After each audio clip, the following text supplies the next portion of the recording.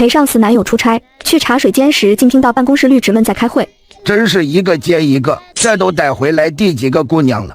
据我所知，这已经是第5个了。第1个跑了被抓回废了腿，第2个吓疯了送回了老家，第3个被转卖到大象国，第4个熬不住妥协成为了帮凶。不知道这姑娘最后会是什么下场，也搞不懂这些姑娘到底看上这个装货哪点了，看着人模狗样，实则一肚子的坏水。哎，那女人一直盯着咱们看呢，她该不会能听懂咱们说话吧？他们说的都是真的吗？难道装货竟是把人卖到国外敲键盘的中间商？宝宝，怎么在茶水间待这么久？客户那边还等着呢，快跟我一起过去吧。男友还和往常一样温柔，满眼宠溺地看着我。我和装货相恋半年，他是公司高管，这次说分公司有个大项目，带我过来见见世面，顺便借着出差散散心。登机前他说分公司位置偏僻，让我把行李都放他车上，全程跟着他就好。我当时只当他是贴心，压根没多想。这时装货伸手抓着我就往会议室走，我心里一慌，下意识地抽出手，往后退了几步。宝宝，你怎么了？是不是哪里不舒服？没什么，就是刚喝了点水，有点撑，想再缓2分钟过去，但总不好让客户等咱们。我整理下衣服，马上就来。那行，我在门口等你，别太久了。在装货紧盯的目光下，我一步步退进茶水间最里面，挨着那排摆着的绿植。办公桌上的多肉盆栽瞥了我一眼，跟旁边的绿萝小声嘀咕：这女人该不会想趁机跑吧？想什么呢？这栋楼被他们盯得死死的，大门有专人守着，后门直接上了锁，一旦进来，想出去就是相当困难的事了。而且他又不知道装货是人渣，连手机都被他提前以分公司信号差，帮你存着充电为由收走了，他能跑哪去？我当然不会冲动到现在就往外跑。且不说这栋分公司大楼坐落在偏僻的产业园，周围荒无人烟，单是这楼里全是装货的人，就算跑出去也会被立刻抓回来，到时候只会更被动。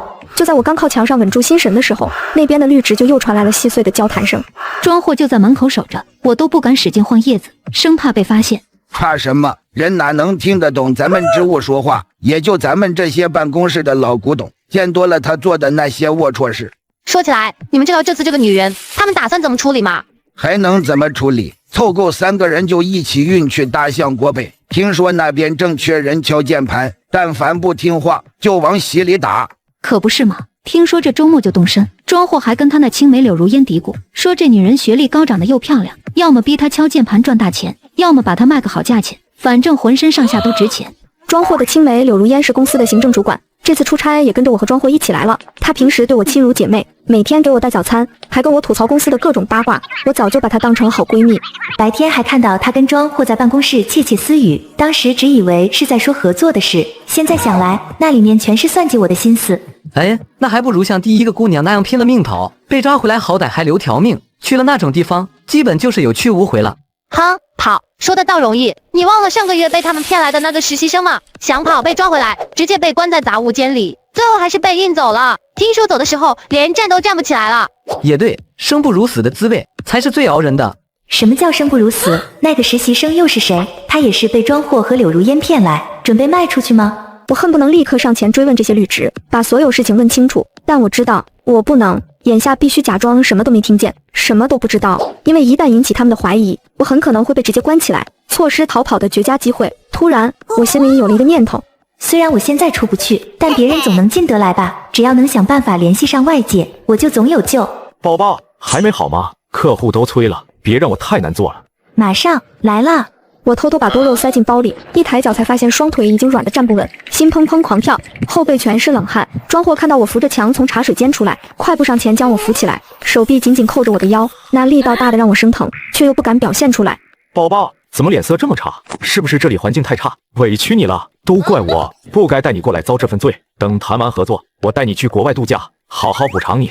瞎说什么呢？我就是有点低血糖，没事的。再说你是为了工作，我跟着你，怎么会觉得委屈？你这么努力上进，我更喜欢你了呢。这恋爱脑女人没救了，等着被卖吧。我不是没救了，只是唯有假装糊涂，才能不引起他们的怀疑，为自己争取时间，找到向外求救的机会。宝宝，你快坐在旁边的沙发上，我给你剥橘子吃。如烟，我不放心优秀，你能帮我去冲杯热红糖水吗？给他喝点甜的补补。你们这对小情侣真是羡煞旁人。好好好，我这就去。我看着装货那张虚伪的脸，胃里一阵翻涌，强压下心头的厌恶。之后趁他跟客户交谈的间隙，我悄悄拎包走到角落，从包里拿出了多肉和一小包植物营养液。原本是买来给家里多肉用的，放在包里一直忘了拿出来，没想到这会派上用场。是多肉专用的营养液，特别好用。说着便给多肉浇了些营养液，只见它的叶片轻轻晃了晃，试探性的吸收了一点营养液。我边轻轻摸着它的叶片，边小声和它商量：我包里还有好多这个，都给你，还有发财树和绿萝专用的，你帮帮我好不好？话音刚落，柳如烟端着一杯红糖水走了进来，我赶紧把多肉藏进包里，装作什么都没发生过。优秀，红糖水好了，趁热赶紧喝了吧。谢谢如烟，我先不喝了，刚才已经吃了1颗糖，不觉得晕了，不能随便喝他们给的东西，这杯红糖水里说不定就被加了料。柳如烟见我不肯喝，又把杯子往前递了递，脸上挂着假惺惺的笑。优秀，多少喝点吧，刚冲的也能暖暖身子。你看你脸色差成这样，都把庄货心疼坏了。怎么办？总不能先喝进去，再找机会抠出来吧，那样太容易被发现了。这女人分明就是不想喝那杯红糖水，她该不会发现什么了吧？不可能，不可能，肯定是我想多了。庄货干的这些龌龊勾当，哪有幸存者能知道？这女人估计就是没胃口而已。这时，庄货注意到了这边的动静，眼神里带着明显的审视。怎么了，宝宝？不喜欢喝红糖水吗？还是说你担心如烟给你加了东西？那女人明显就是心里有顾虑嘛，不过也无所谓，里面就加了点安神的东西，倒没别的，就是怕她待会儿闹腾的太厉害。什么叫我担心加了东西？如烟是我最好的闺蜜，庄货你是我男朋友，怎么能这么想我？自打来到这分公司，我处处小心翼翼，生怕给你们添麻烦，结果你们倒好，反过来对我疑神疑鬼的。我只是现在没胃口，想等会儿再喝而已，你们至于这么想我吗？说着，我拿起桌上的杯子，一口气喝光了里面的红糖水。我太了解庄货了，他为人缜密又多疑，刚刚那眼神分明就是对我起疑了。如果我只是一味的讨好推脱，反而会更加引起他的怀疑，不如先发制人，装作委屈生气，才能打消他的顾虑。庄货和柳如烟对视一眼，连忙凑过来哄我说只是关心则乱，是他们想多了。之后我找了个他们松懈的机会，拎包带着那盆多肉去了洗手间，直接将房门反锁，想找机会报警。可我这才想起手机被拿走了，此刻我的身上连个能联系外界的东西都没有，顿时慌了神，只觉得浑身冰凉。这个笨女人，他们把你手机关机，藏在了起来，根本不会给你联系外界的机会。不过，要是你再给我2瓶刚刚的营养液小饮料，再给发财树浇点专用肥料，我可以考虑让门口的大黑狗帮你偷回来。那狗和我们是好兄弟，还会开保险柜呢。就是可惜啊，我不能写字，也不知道你能不能听懂我的意思。等会儿我让丧彪去问问大黑狗，能不能跟人比划着交流。可以，我跟你交换，你让大黑狗帮我偷回手机，我把包里所有的营养液和肥料都给你们，还有我行李箱里的多肉颗粒土也全给你们。人，你能听懂我说的话？我能听懂，求求你帮帮我行吗？我不想被卖到大象国，不想去敲键盘。你这样真的能听懂？我真的都能听懂，所以你要不要跟我交换？现在还不行，等晚一点大黑狗才能行动，它白天被拴在楼下，只有晚上才会被放开。那你找别的职务帮我望风好不好？要是庄货和柳如烟有什么新动作，你就提醒我。还有，我需要找个机会给外面发消息，你们能帮我留意下这栋楼哪里有手机信号吗？多肉盆栽轻轻晃了晃叶子，算是答应了我的请求。我心里却已经开始盘算逃跑的计划。随后，我从包里找到了平日里吃的助眠药。也许这个可以帮到我。庄货有睡前喝点小麦果汁的习惯，每次喝了小麦果汁，他都会倒头就睡觉，不会认为自己有多眠的异常情况。而且庄货睡觉前还会疯狂喝水，这正好给了我往水里放这个的机会。可我刚把药碾成粉末，藏在指甲缝里的时候，突然听到多肉盆栽剧烈的晃动声，紧接着他着急的声音响起：不好了，不好了！绿萝刚才告诉我，柳如烟发现你不对劲了。他跟庄货说要提前动手，今晚就把你打包运走。大黑狗被他们多加了铁链，根本出不来。那怎么办？先别急，等庄货他们松懈的时候，我呼叫另一个好兄弟田园猫丧彪，他很灵活，可以去帮你偷手机。真是太感动了，等我有能力脱离险境，定然会好好感谢他们。走廊的脚步声越来越近，我急忙整理好表情，装作刚洗完手的样子，靠在洗手台上。庄货推门而入，语气带着假意的试探：宝宝，怎么在洗手间待这么久？是不是还不舒服？若是表现得太过慌张，一定会被他看出端倪。有点头晕，想靠会缓缓。你不过来，我一个人估计都不好回去。晚上住的地方收拾好了，就在这个写字楼里，正好不用出去了。客户那边谈的差不多了，明天再补个合同就行。委屈你凑合一晚。没事，跟着你在哪都一样。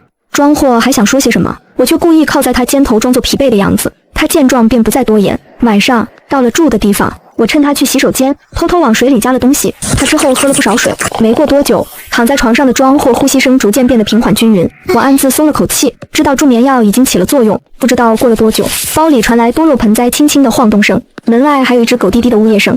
人，丧彪偷到手机了，大黑狗也被放出来了，你快带着我出去。为了保险起见，我并没有立刻离开，而是装作睡意惺忪的样子，轻轻推了推庄货，小声问道：老公，我想喝口水，你能去给我倒点吗？庄货毫无反应，我又用力晃了晃他的胳膊，依旧没有动静，我这才蹑手蹑脚，带着多肉走了出去。此时门外，一只田园猫蹲在地上，它旁边的大黑狗叼着我的手机，我感激地摸了摸那只猫的脑袋，它高傲地翘着尾巴离开了。文，你接下来要做什么？报警！来分公司的路上，在中转换车时，我看到过帽子局，到这里顶多也就1个多小时。虽然眼下我没有确凿的证据证明庄货和柳如烟想对我做的事，但先让帽子叔叔来把我接走，才是最安全的办法。不要报警！在我不解的目光中，大黑狗叼着多肉盆栽，3两下蹦到了走廊尽头的发财树旁，用脑袋蹭了蹭树干。醒醒，跟他说一下，上一个想报警的姑娘最后怎么样了？报警？你说上个月那个被拐来的实习生啊，他当时偷偷藏了个备用手机报了警，以为自己能逃出去，结果被那边的人给绑着送了回来。我永远忘不了那个姑娘回来时眼中的绝望。后来她被柳如烟关了起来，没日没夜的被折磨，整个人都木讷了。我听了瞬间头皮发麻，后背窜起一阵寒意。人，你是个好人，我们不想看你冒险。看来是我太天真了，庄货敢在这偏僻的产业园明目张胆地做这种勾当，背后一定有靠山，恐怕连当地的有关部门都被他打通了关系。谢谢你们，还好有你们提醒，报警这条路走不通，就只能求救于家人和朋友了。但找谁呢？爸妈压根不知道我来这里，而且贸然说了，只会让他们担惊受怕。思来想去，我决定先把事情告诉发小苏冉。他知道我跟着庄货来分公司出差，最重要的是下午刚到的时候，我曾给他发过分公司的大致定位，跟他交流起来会更方便。我急忙打开手机，心脏却蓦然一沉，手机信号只有微弱的一格。不仅如此，电量也只剩下10%，根本撑不了多久。怪不得白天我提出想连分公司的无线网时，庄货找各种理由推3阻4。柳如烟还说网络故障在维修，原来是为了彻底切断我和外界的联系。我尝试给苏冉发送消息，可加载了半天，最后还是弹出了红色的感叹号。消息发送失败，看来只能试试发短信了，这是最后的希望。人，你快点，柳如烟有企业检查的习惯，她很快就会过来了。我快速在短信编辑框里打字，条理清晰地将自己的处境告诉了苏冉，还再三嘱咐他千万不要给我回消息，更不要主动联系我，免得被庄货发现。眼看就要打完所有的字，手机屏幕却突然一黑，关机了。庄货把我的手机藏起来，而不是直接毁掉，说明这手机对他还有别的用处。一旦他给手机充上电，看到这条短信，那我就真的插翅难飞了。电光石火之间，我突然想起，刚刚手机并没有弹出低电量提示，会不会是因为这楼道太冷，导致手机冻关机了？思及此，我急忙将手机塞进贴身的外套里，试图按开机键重新启动。大黑狗看懂了我的意思，用温热的鼻子蹭了蹭我的口袋。等了大约2分钟，外套里突然透出一丝微弱的亮光，手机开了，看着短信发送成功的字样，我松了口气，立刻删除了发送记录。这时，寂静的楼道里突然传来了声音：优秀，大半夜的你站在楼道里做什么？我急忙将手机塞进大黑狗的嘴里，让它躲到角落后，这才僵硬地转过身。我胃有点疼，出来透透气，想着吹吹风能舒服点。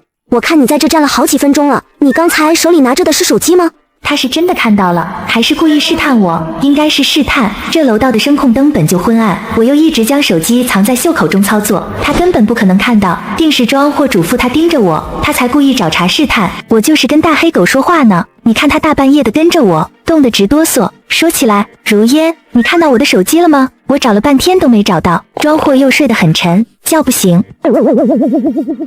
大黑狗配合地往我腿边蹭了蹭，发出低低的呜咽声。柳如烟的脸色稍微缓和了几分，却依旧带着怀疑。手机我没看到呢，这分公司人多手杂，说不定是被哪个员工顺手拿了。等明天我帮你问问庄货，让他调监控找找。赶紧回去吧，天这么冷，别冻坏了身子，明天还要陪庄货签合同呢。还有，这狗脏兮兮的，别让它跟着你了，我让人把它拴回楼下，这楼里很安全，门口都有保安看着。没事，我从小就喜欢狗，大黑狗很乖的，有它陪着我，我也能安心点。说完，我便借着胃疼的由头，快步往回走。大黑狗跟在身后，多肉盆栽也被我小心地捧在手心。回去后，床上的庄货还在睡熟，发出均匀的鼾声。大黑狗叼着手机，轻车熟路地走到床底，抬起前脚指了指一个隐蔽的收纳盒。我这才得知，庄货之前将我的手机藏在了这里。庄货不仅藏了你的手机，还有你的银行卡、证件、现金，全都被他收在这个收纳盒里了。柳如烟之前还把你的行李箱翻了个遍，拿走了所有能联系外界的东西。这是要彻底斩断我所有的希望啊！没有钱，没有手机，也没有证件，就算我能逃出这栋分公司大楼，在这荒无人烟的产业园，也根本走不出去，更别说回家了。都怪自己太过轻信他人，才给了庄货和柳如烟可乘之机。接下来可怎么办啊？别自责了，这不怪你。庄货和柳如烟干这种事已经很多次了，手法老练得很，你已经算警觉的了。之前被他们拐来的那些姑娘，等反应过来的时候，早就被他们带走，卖去敲键盘了，连反抗的机会都没有。那一晚，我躺在床上彻夜无眠，既担心自己下一秒就被庄货和柳如烟打包带走，又担心闺蜜苏冉看不到我的消息，或者看到了却无法及时赶来救我。在紧张和忐忑中，天要亮了，身边的庄货还在呼呼大睡。我穿好衣服，蹑手蹑脚地走了出去。你是想逃走吗？昨天是庄货助理开车把我们接来的，我对这产业园周围的路一无所知，要想逃出去，必须先摸清楚这里的地形才行。趁着现在天刚亮，保安看管松懈了，我赶紧出去看看，找找有没有能离开的路。大黑狗轻轻叫了一声，又叼起多肉盆栽，示意我把它抱起来，自己则走在前面，像是要带路的样子。我们带你去，这产业园和周围的路，我们比你熟悉的多。庄货的人平时巡逻的路线，我们也都听说过。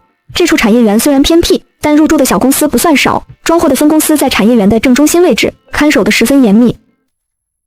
好在我来的时候，随手在包里放了个迷你指南针，加上有大黑狗带路，多肉在一旁提醒我哪里有监控，哪里有巡逻的人。很快我们就走出了分公司的楼道，绕到了外面，走了大约10分钟，突然听到前方的仓库那边传来一阵奇怪的声音。前面是产业园的废弃仓库，庄货他们把拐来的人都关在那里。我一下想到了多肉和发财树提过的那个实习生，心瞬间揪紧。他们把人关在这种偏僻的仓库里，稍有反抗怕是就会被打骂。如果我不是偶然能听懂植物的心声，现在恐怕也和那些人一样，被蒙在鼓里，连反抗的机会都没有吧。容不得多想，我跟着大黑狗轻手轻脚地凑了过去。半敞着门的仓库里，一个穿花衬衫的男人正对着蜷缩在角落的女孩动手动脚，嘴里还说着不堪入耳的混话。我不敢贸然上前阻拦，生怕不仅救不了人，自己也会暴露，只好躲到仓外的集装箱后，捡起地上的碎石子用力砸了过去。石子砸在男人后背上，发出一声闷响，男人顿时僵住，慌忙整理着衣服，扯着嗓子假意喊着：强哥，我这就走，立马走，绝不碍你的事。以前来欺负这些姑娘的人更多，都是庄货的同伙，见这姑娘年轻就乱来。后来仓储区的看守管了几次，这帮人才不敢明着来，可还是有不怕死的，趁看守偷懒溜进来占便宜。我攥紧了拳头，指甲深深嵌进掌心。男人转身扫了一圈，没看到看守的人影，瞬间气急败坏。哪个不长眼的敢坏老子的好事？要是被老子抓到，非扒了你的皮不可！吓得老子差点失手，真晦气。之后，他踢了一脚角落的女孩，转身走了。全城女孩都蜷缩在原地，一动不动，像个没有灵魂的木偶。仓储区的穿堂风刮得人骨头疼。我看着女孩的样子，心里满是担忧。等男人的身影彻底消失，我立刻冲了进去。可眼前的景象让我瞬间瞳孔地震。那女孩浑身瘦得皮包骨头，手腕和脚踝上全是深浅不一的勒痕，脸上还有未消的掌印。能听到我说话吗？别害怕，我知道你是被他们骗来的，我也是，我一定会想办法救你出去的。就在这时，身后突然传来一阵戏谑的笑声，正是刚才离开的那个男人。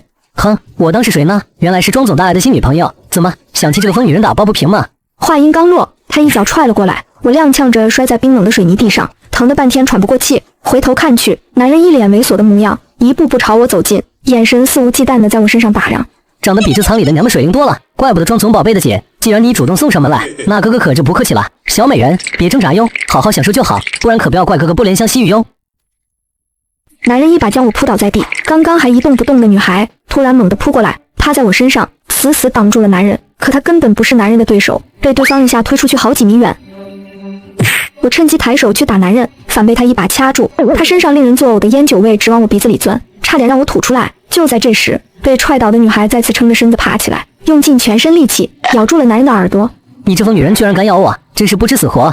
可不管男人下手多狠，女孩始终不肯松口。大黑狗见状，立刻冲上去对着男人的腿疯狂开咬。趁他分神去踹大黑狗的间隙，我推开他，连滚带爬的往仓外跑。可没跑2步，胳膊就被男人死死拽了回去，重重摔在地上。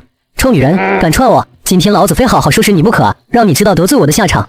场面顿时乱作一团，大黑狗护在我身前对着男人狂吠，女孩也撑着身子挡在我旁边。别怕，大黑狗攻击他最薄弱的地方，你趁机往路口跑，我让丧彪盯着周围的动静。就在这千钧一发之际，装货的声音突然从仓储区门口传来，他一看就是匆忙赶来的，衬衫扣子扣错了2个，领带歪歪扭扭挂在脖子上，身后跟着几个分公司的保安。赵虎，你是活腻歪了吗？竟敢动我的人！紧接着，我被装货抱了起来，扭头去看那个女孩，刚刚还双眼猩红，拼死护着我的她，此刻又恢复了那副空洞麻木的模样，重新蜷缩回角落。在被装货带回去的路上，我神色慌张地四处张望，看到产业园里到处都是他的人，大黑狗一直跟在身后，低低地吠着，用只有我能听懂的声音说：“你要小心，装货刚才以为你跑了，发动了产业园里所有的人找你，还扬言说要是找到你就打断你的腿，直接提前送你去大象国。”我感激地看了眼大黑狗，此刻无比庆幸自己没有贸然逃跑，否则只会落得更惨的下场。装货将那些找我的人全都遣散，脸色阴沉的能滴出水来。你这是想逃吗？逃？你在说什么胡话？昨晚你说早上要陪我在产业园附近逛一逛，结果我喊了你半天，你睡得跟死猪一样，叫都叫不起来，我就自己出来逛逛，看到那个男人在欺负那个女孩，我只是想伸张正义而已，难道这也错了？真优秀，别演了，你跟苏冉说的那些话我都看见了。听到这话，我心里咯噔一下，后背的衣服瞬间被冷汗浸湿了。不可能，我发出去的短信记录明明都删掉了，甚至连没发出去的都清理得一干二净，他怎么可能会看到？你说什么？我听不懂。自己看。我拿起手机解锁，一眼就看到了短信界面，屏幕上赫然是一条来自苏冉的短信。优秀，你等我，我一定想办法把你救出来。看着这条短信，我反而暗自松了口气。苏冉性子泼辣，说话向来直来直去，绝不会说这么温柔的话。装货一定是用我的手机给苏冉发了试探的消息，得到了这条回复，又不确定我是不是真的把事情告诉了他，这才故意拿这条短信来试探我。你问我，我怎么会知道？这手机从昨天到现在一直被你收着，我连碰都没碰过。我还想问你这是什么意思呢？不如咱们现在就给苏冉打个电话，当面对质，省得你整天疑神疑鬼的，把谁都当成坏人。我脸上满是委屈和生气，说着就要去按拨号键，丝毫看不出破绽。装货看着我神色自然，不像是装出来的，脸色缓和了几分，随即又换上那副温柔的模样，凑过来哄我。宝宝，对不起，是我的错，我早上醒来看到你不在，心里着急，又突然收到苏冉的这条短信，一时失去了理智，才误会了你。你别生气好不好？我去给你买早饭，都是你爱吃的。装货不可能就这样轻易相信我，他只是暂时没有证据，不敢轻易对我动手而已。但这些都不重要了，毕竟我已经把消息传递给了苏冉，接下来只要保证自己的安全，撑到苏冉来救我就好。装货前脚刚离开宿舍，大黑狗就叼着多肉走了进来。人，你没事吧？他没对你怎么样吧？暂时安全，你跟着装货，看看他去了哪里，是不是去和柳如烟商量什么？还有，盯紧点，看他会不会在给我买的早饭里下药。交给我，我一定让丧彪他们盯紧，不会有半点差池。时间1分1秒的过去，我这边没有收到任何消息，心里越来越着急。我想出去看看，这才发现门被装货从外面锁上了，一股强烈的不好的预感顿时涌上心头，像一块巨石压在胸口，让我喘不过气。大约是听到了我着急的脚步声，大黑狗在门外用脑袋轻轻蹭着门板，小声的回应我：我在外面帮你看门呢，你别担心，我会一直守着这里，保证你的安全。装货和丧彪有消息吗？他们去哪儿了？丧彪跟着装货出了宿舍楼，往办公区的方向去了，应该是去见柳如烟了。你别着急，我就在门口守着，他们要是有什么动静，我第一时间告诉你，我们都会拼尽全力保护你的。此刻我又饿又困，浑身止不住的发抖，连站着的力气都快没了。我急忙躺回床上保留体力。装货突然把我锁在宿舍里，说明他已经不打算再跟我演戏了。他肯定是察觉到了什么，只是暂时没有确凿的证据。如果他狗急跳墙，提前把我送走，我该怎么办？拼死反抗，怕是只会被打得半死，连逃跑的力气都没有。假意顺从，又怕他直接把我弄晕，让我连反应的机会都没有。就在我胡思乱想之际，多肉的声音再次响起，语气急促又慌张：人，不好了，丧彪说他们商量好了，今晚就把你送走，直接送去组织。果然如此，柳如烟还说，要是你敢有半点反抗，就直接打断你的腿，再给你打镇静剂，让你连动都动不了。人，你快想办法跑吧，再晚就真的来不及了。产业园被装货的人围得水泄不通，外面又是荒无人烟的山路，别说我一个手无寸铁的女人，就算是身强力壮的男人，也未必能走出去。更何况装货肯定早就安排好了人，盯着产业园所有的出口。我脑子飞速转动，突然想到了一个办法，眼睛瞬间亮了起来。今晚他们要送我走，是不是会安排车来接？是不是要从产业园的大门走？是，装货已经联系过人了，让他助理今晚开货车来，装作拉货的样子，把你藏在货箱里运出去，从产业园大门走，门口的保安根本不会仔细查。好，那你今晚帮我偷个东西，事成之后，我不仅带你离开这里，还会给你买最好的营养液和陶瓷花盆，大黑狗和丧彪也一起走，我养你们一辈子，怎么样？我也能一起走吗？偷什么？我也帮你，我力气大，什么脏活累活都能做。偷货车钥匙。对了，还有一件事。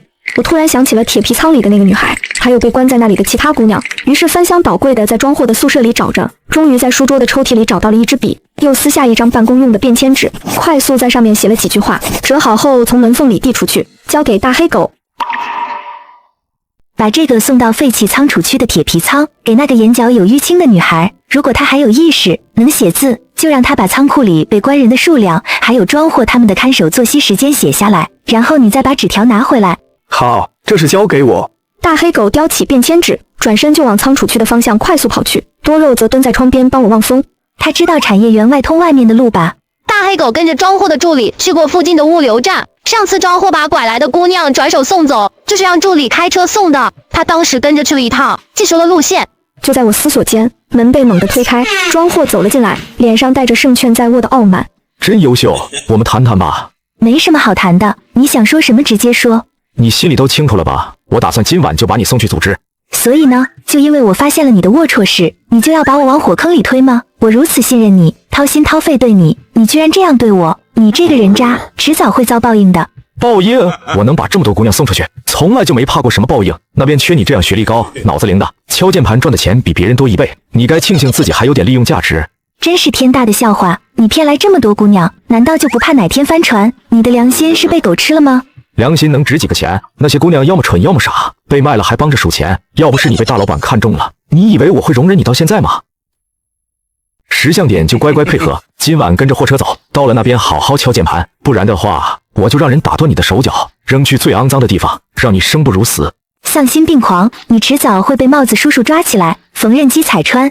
抓我？你觉得可能吗？这产业园周围都是我的人，别的地方也有我的关系和人脉。说实话，我多少也有些舍不得你。这么漂亮又聪明的姑娘，我还没腻呢，就要便宜大象国的那些人。怪就怪你太警觉，没有早点让我拿捏住。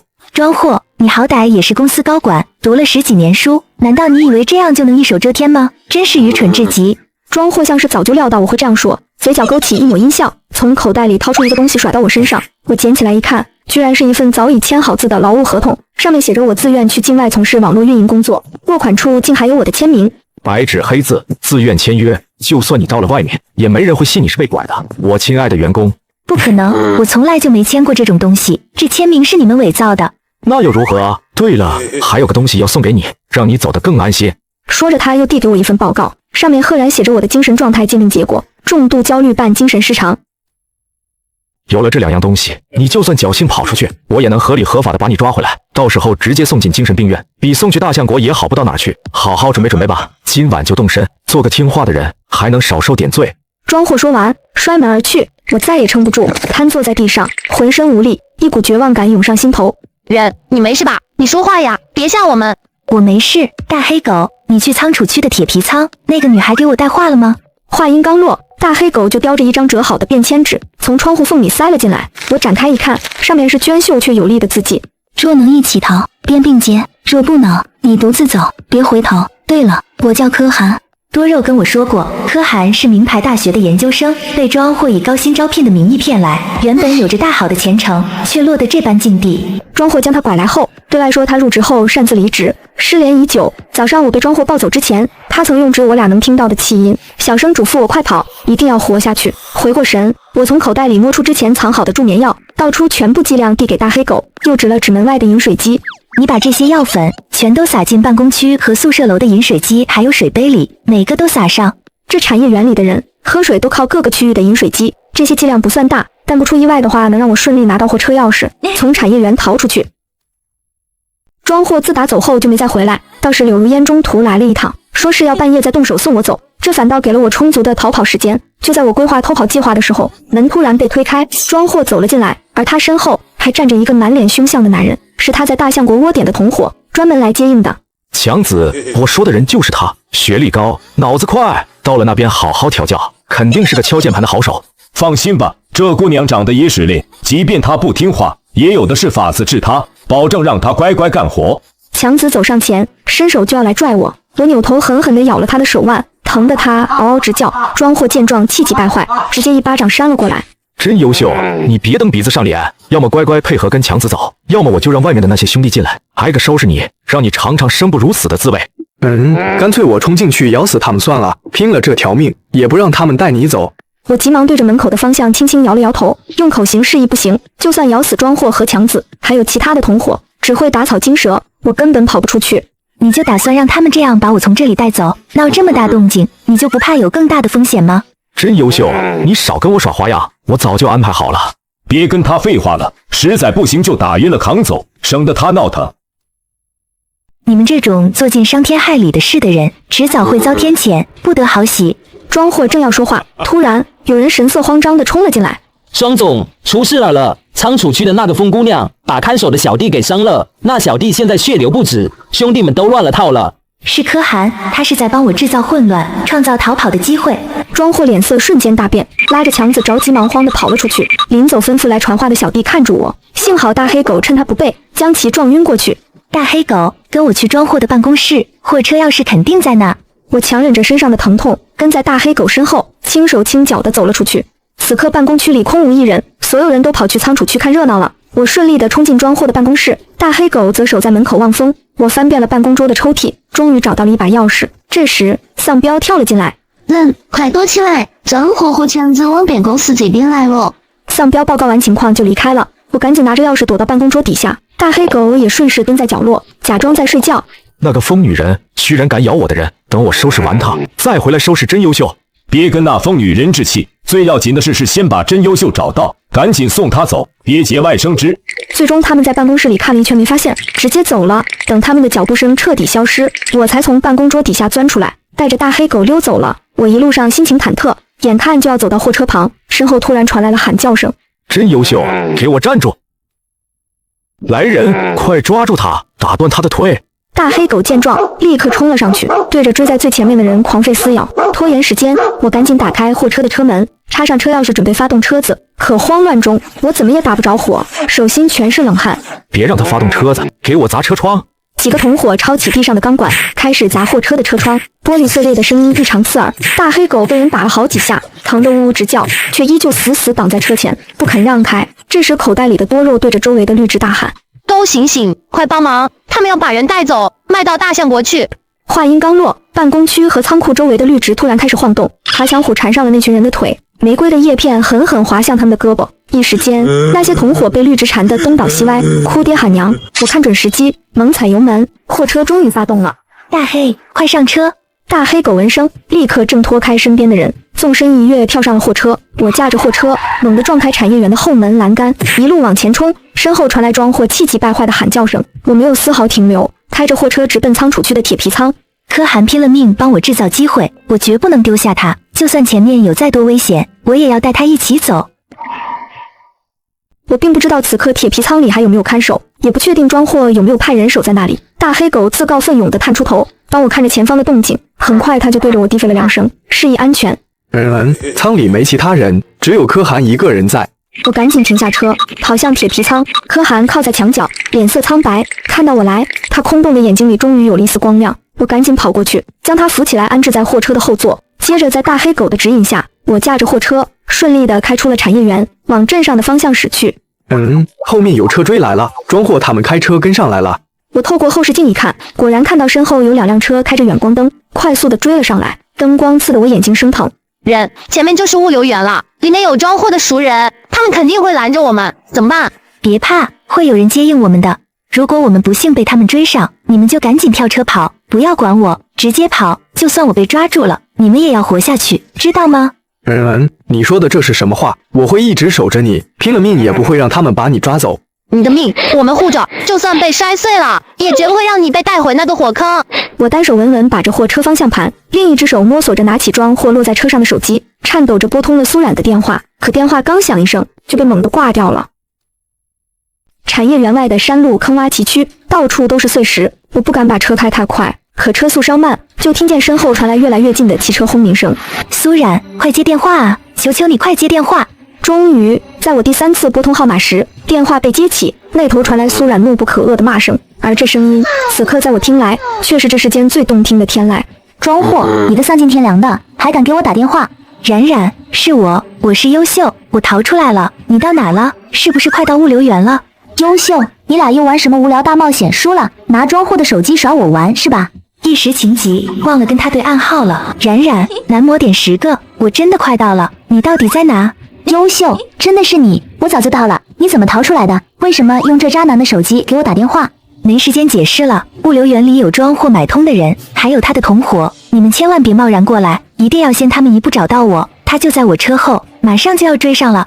别慌别慌，该带的人我全带来了，有律师和记者，我们现在就开车过去接你。别过来，你们就在那里闹点动静出来，人越多越好，我根本不知道装货带了多少人，万一人太多，你们过来被他们拦截，我们所有人都跑不掉了。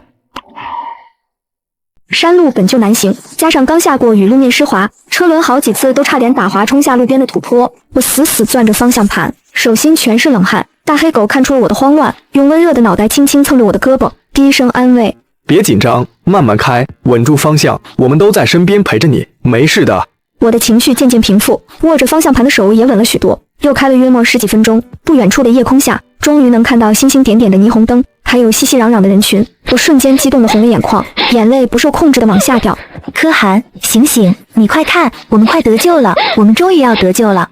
正如我所料，装货早就留了后手，他拿着那份伪造的劳务合同和精神鉴定报告报了警，谎称我精神失常，擅自开走公司货车。此时，几个人正开着车在各个路口巡逻，四处搜寻我的踪迹。不过万幸的是，我一眼就看到了路边停着苏冉的车，还有他身边围聚的一大群人。我急忙踩下刹车，推开车门飞奔过去，一把抱住苏冉，失声痛哭起来。苏冉身后站着10几个身强力壮的保镖，还有几个扛着摄像机、拿着话筒的记者，都是他连夜托关系找来的。就在这时，装货带着10几个人追来了，个个手里拿着钢管、木棍，凶神恶煞的围了上来。装货一个眼神，他的同伙就摩拳擦掌，准备上前动手。苏冉立刻挡在我身前，举起手机对准装货的脸，果断按下了直播键。直播间的所有朋友们，大家看清楚了，这个男人叫装货，是 XX 公司的高管，他以谈合作、出差的名义，把我发小骗到这偏僻的产业园，想要把他卖到大象国。而且他不只拐了我发小一个人，还有很多年轻姑娘被他用同样的手段骗来，关在产业园的仓库里受尽折磨，生不如死。装货见状，慌忙用手死死挡住脸。此时直播间的人数瞬间暴涨，弹幕刷得密密麻麻，网友们群情激愤。可装货很快就冷静下来，脸上挤出一副无辜又委屈的神情，从口袋里掏出那份伪造的劳务合同和一张转账截图，对着镜头情真意切地辩解：大家别被他们骗了，这根本就是赤裸裸的污蔑。我和真优秀是男女朋友关系，他自愿跟我来产业园，还签了境外网络运营的劳务合同，我还给他转了20万的工作定金。结果他突然反悔，偷偷开走我的货车跑了。你们说我拐卖，那咱们现在就找帽子叔叔来查，看看这产业园里哪有什么被拐的姑娘。他肯定早就安排手下把仓库里的其他受害者转移到了隐秘窝点，现场根本查不到任何证据。可他偏偏忘了，我车上还带着可汗，你不是要证据吗？我这就给你证据。说着，我一把抢过苏冉的手机，快步走到货车旁，猛地拉开了后座的车门。这就是证据，他叫可汗，名牌大学的研究生，被装货以高薪招聘的名义骗到这里，关在产业园的铁皮舱里，没日没夜被折磨，稍有反抗就是打骂挨饿。装货，你敢说你不认识他？你敢说这一切不是你做的吗？直播间的网友们瞬间被点燃了，当地帽子叔叔也很快收到消息，火速赶往现场，将装货及同伙逮捕。市里连夜派了专案组赶到镇上，在我的指引和大黑狗多肉的协助下，帽子叔叔很快找到了装货转移其他受害者的隐秘藏匿点，还搜出来了一堆铁证。可汗也被紧急送往医院抢救，多亏他求生意志无比坚定，加上送医及时，否则就算能救活，也大概率会落下终身残疾。之后，柳如烟也被捉捕归案，他对自己的所作所为供认不讳。在大黑狗的精准指引下，帽子叔叔还找到了装货为了灭口，偷偷掩埋在产业园后山的2名受害者的尸体。原来庄货靠着这个偏僻的产业园做这种生意已经好几年了，产业园周边的不少人都对此心知肚明，却为了一点蝇头小利，选择视而不见，助纣为虐。后来庄货被依法判处死刑，没多久，我带着大黑狗、丧彪和多肉开启了新生活。期间，我时常会去医院看望可汗，陪着他一点点康复，帮他找回对生活的希望和勇气。一切都在往好的方向发展着。